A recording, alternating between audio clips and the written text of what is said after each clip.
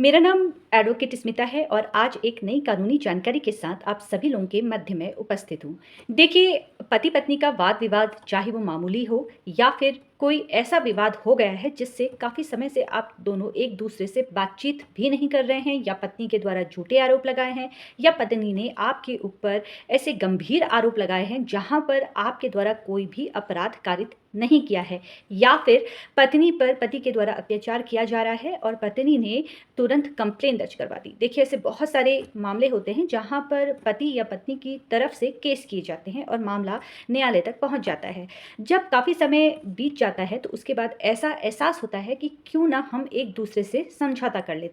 और यही जो कहा जाता है वो न्यायालय में भी कहा जाता है। न्यायालय में भी पहले आप लोगों के मध्य में समझौता ही करवाने के लिए कहा जाता है, और जब न्यायालय को लगता है कि नहीं, पति पत्नी आपस में नहीं रह सकते हैं या अपराध कारित किया गया है, तो वहाँ पर फिर उस हिसाब से आगे की कार्यवाही की जाती है। लेकिन न्यायालय में पहले यही कोशिश की जाती है कि पति पत्नी के बीच में आपसी समझौता किया जाए। जी हाँ दोस्तों, मेरा नाम एडवोकेट स्मिता है और आज इसी कानूनी जानकारी के साथ आप लोगों के मध्य में उपस्थित हूँ। देखिए, पति पत्नी को आपस में समझौता करना चाहिए या नहीं करना चाहिए, या कब करना चाहिए, जहाँ पर पति को ये लगता है कि पत्नी ने तो केस कर लिया है और अब जब तक वो केस वापस नहीं करेगी तब तक मैं उससे समझौता नहीं करूँगा। और पत्नी के द्वारा ये कहा जाता है कि जब तक तुम मेरी जो शर्त है वो नहीं मानोगे तब तक मैं केस वापस नहीं लूँगी, या जब तक तुम मुझे अपने घर वापसी नहीं बुलाते हो तब तक मैं केस वापस नहीं लूँगी। दोनों के सामने एक दुविधा है। पति चाहता है पहले केस वापस ले, पत्नी को मैं फिर घर पे बुलाऊंगा, और पत्नी चाहती है कि पहले मेरी घर के अंदर मैं आऊं और जो मेरे द्वारा कहा जा रहा है वो बातें पूरी हो, उसके बाद ही मैं केस वापस लूं।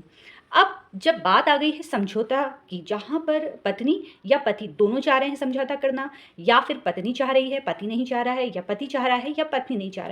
रही है, तो ऐसी अवस्था में जब इस तरह के मामले हो जाते हैं तो यहाँ पर मैं आपको बता दूं, बहुत सोच समझ कर ही आपको निर्णय लेना होता है। जहाँ पर पति ये सोचता है कि अगर इसको मैं घर पे ले आता हूँ और घर लाने के बावजूद पत्नी अगर केस वापस नहीं लेगी, फिर मैं क्या करूँगा। हो सकता है ये मन में आपके भी दुविधा हो, तो आज इस वीडियो के माध्यम से आपकी ये दुविधा खत्म हो जाएगी। देखिए,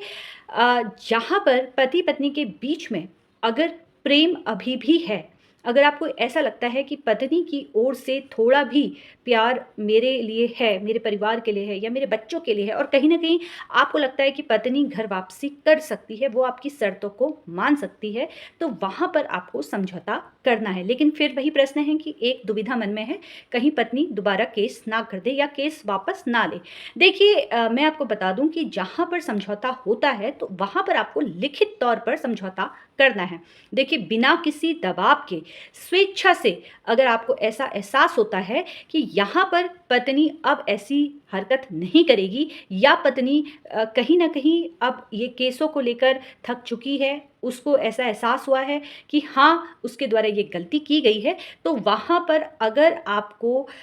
बिना किसी दबाव से, स्वेच्छा से, सहमति से आपस में बैठ के शर्तों के आधार पर अगर पत्नी वापसी आती है तो आपको तुरंत समझौता कर लेना चाहिए। देखिए, थोड़ा झुकाव आपकी तरफ से होना चाहिए, किसी के अधिकारों का हनन नहीं होना चाहिए, दोनों को थोड़ा थोड़ा झुकना चाहिए। जहाँ पर ऐसी शर्तें उस समझौता पत्र पे लिखना है जहाँ पर वो शर्तें तलाक की ओर ना जाएं। जी हाँ दोस्तों, जब भी समझौता आप करते हैं तो वो समझौता पहले तो लिखित तौर पर करना है। दूसरा, बिना किसी दबाव के अगर आप समझौता कर रहे हैं जहाँ पर आपको लगता है कि नहीं, आपके अधिकारों का हनन नहीं हो रहा है, वहीं पर आपको समझौता करना है। देखिए, दोनों पक्षकार, चाहे वो महिला है यानी कि आपकी पत्नी है या फिर पति है, दोनों के अधिकारों की रक्षा करनी है। जहाँ पर हितों की रक्षा हो, जहाँ पर दोनों के साथ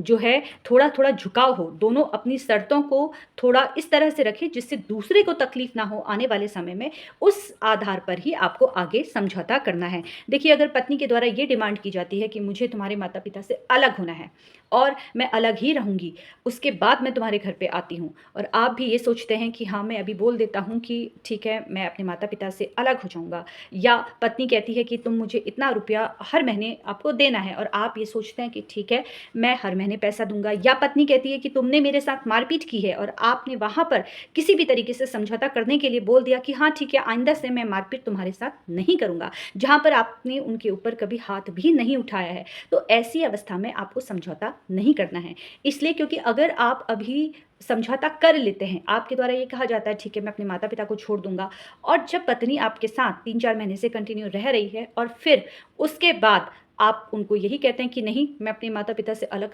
नहीं होऊँगा, तो इस तरह के जो झूठे वादे हैं या आपको ऐसा लगता है कि उन वादों को आप पूरा नहीं कर सकते हैं, तो ऐसी अवस्था में बिल्कुल भी आपको समझौता नहीं करना है। ठीक इसी प्रकार अगर महिला ये कहती है